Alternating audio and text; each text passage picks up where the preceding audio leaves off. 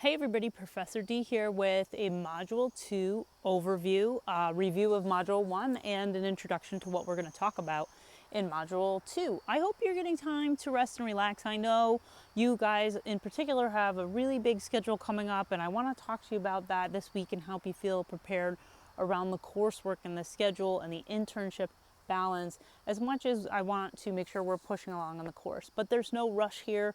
So in my class, it's about taking the time to really dig into the material, then rushing through the material, but also leaving a little bit of wiggle room so that if we need to talk about what's going on with just internship, acclimation to the schedule, work-life balance, making sure you're getting outside, getting some fresh air or exercise so that you can be resilient and keep up with all this stuff.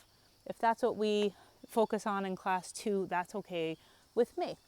So what I noticed about the discussion board for the Kasdan and Cozolino dinner party is that many of you thought they would agree.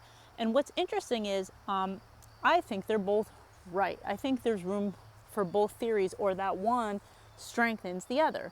So for example, if Kasdan says that we know that language and interaction do certain things for brain development and growth, and creates mirror neuron synapses to fire in a way that helps promote brain growth and development, then he's correct. And in addition to that, Cozolino, who says that social observation and social engagement also causes growth, and evidence is the narratives of students who have said what the benefit may have been around socialization. So we have narrative data and then we have scientific neuron data. Both are right, both are valid, and the two come together to validate and inform one another. Not only do we have evidence that people say they feel good or say that they are growing from the opportunity to observe and experience the more knowledgeable other, but we also have scientific evidence that the brain growth is happening and that there's stimulation and development going on when these conditions are met as well. So their two would get along.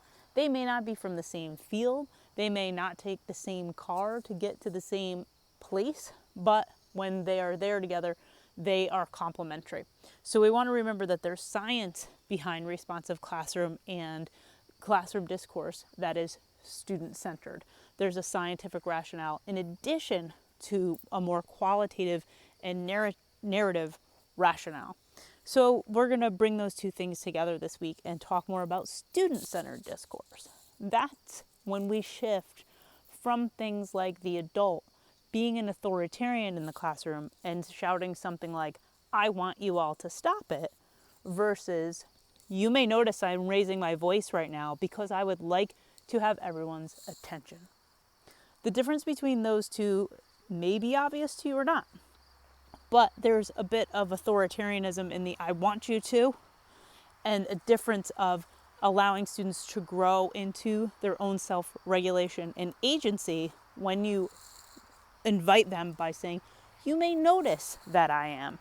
And they then observe. Remember the observation pieces from Cozolino. And then we hope that the brain starts to do what it needs to do in the socializing aspect to pick up on that as well. I hope this didn't sound too complicated. We'll talk more, but I just wanted to give you a pathway from Module 1 to 2, as well as assure to you that I'm here for you as your professor, and I want things to keep flowing for you this semester in a healthy, positive way. So I hope to provide that environment for you as well. We will see you this week in Zoom and talk to you very soon.